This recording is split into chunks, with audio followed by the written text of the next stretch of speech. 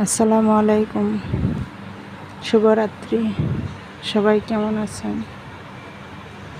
ভালো আছেন তো? আমি ভালো আছি। আপনারা সবাই ভালো আছেন? ছোট্ট একটা কথা আপনাদের সাথে শেয়ার করতে আসলাম।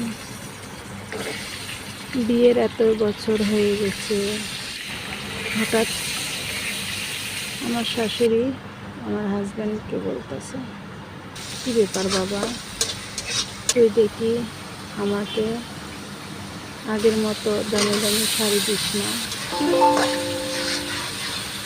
আমি তার দিকে তাকিয়ে রয়েছি, শাশুড়ির দিকে তাকিয়ে রয়েছি যে কী বলে, আর এখনও সেম তাই দিচ্ছে।